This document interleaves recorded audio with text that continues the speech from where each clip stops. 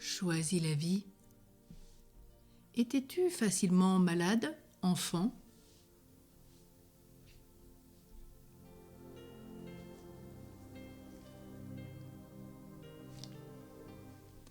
L'enfant a besoin que l'on s'occupe de lui. Il ne supporte pas l'indifférence. C'est pourquoi il a recours à de nombreux subterfuges afin d'attirer l'attention de ses parents sur lui. Il peut par exemple faire des bêtises, taper son petit frère ou sa sœur cadette, car il sait que cela va faire réagir son père, sa mère, avec lesquels il se sentira à nouveau en relation, même si c'est dans la colère, dans la négativité. Il lui arrive aussi de se plaindre, d'être souffrant parce que dans ces moments-là, la maman est plus présente. Elle s'arrête parfois de travailler quand elle a un emploi, tandis que le papa apporte des cadeaux le soir, prend le temps de s'asseoir au bord du lit de son fils ou de sa fille pour raconter des histoires.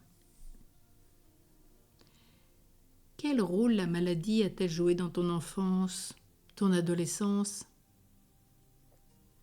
Comment cherchais-tu à capter l'intérêt de tes parents ?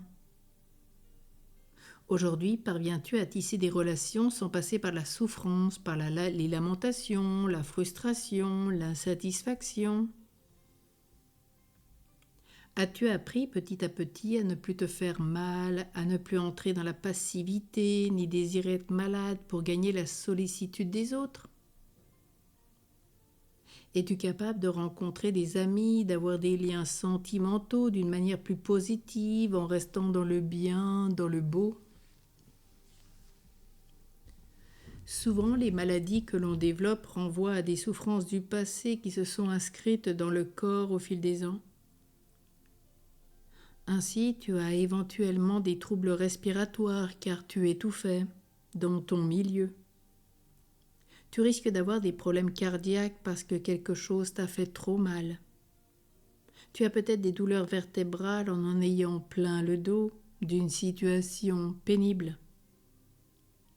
Ton corps est le miroir de ta vie.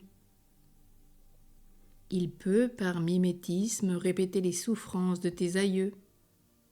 On a noté par exemple beaucoup de problèmes respiratoires chez les descendants des personnes qui ont été gazées pendant la guerre ou ont connu les camps de concentration.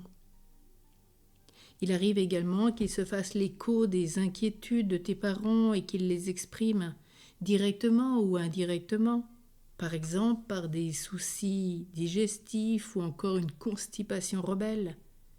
Moyen inconscient très fréquent chez l'enfant de s'opposer à son père et à sa mère en leur refusant ce cadeau que représente pour lui ses selles. Interroge-toi sur tout ce que te dit ton corps, il parle de ton passé. Et à toi qui es né avec une maladie, un handicap, une souffrance importante, aujourd'hui que le Seigneur t'accompagne dans ce que tu vis, qu'il t'aide à offrir ta souffrance, quand tu le pourras, comme tu le voudras, avec du temps, passer de la colère, de la rébellion, du sentiment d'injustice, à ce sentiment d'acceptation, d'offrande, et pour cela il faut du temps. Et puis, si le Seigneur te guérit, Dieu soit béni, mais aussi confiant tous les malades depuis leur enfance, adolescence ou même à l'âge adulte.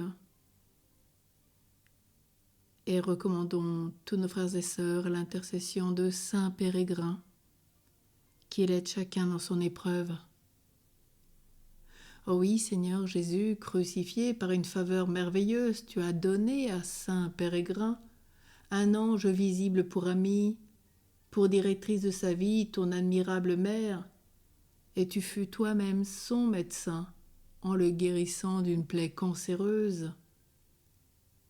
Accorde à tous par tes mérites la grâce de t'aimer sans mesure, de te vénérer ici-bas et dans l'éternité, particulièrement d'honorer la Vierge Marie, notre saint ange gardien.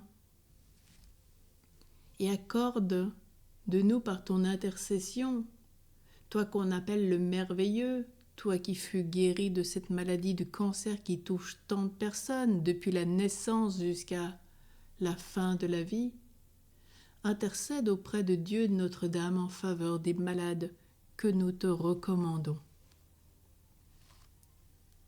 Et rendons grâce à tous ceux qui sont guéris par Dieu, par ton intercession puissante ou en recevant le sacrement des malades. Merci mon Dieu, médecin des âmes et des corps.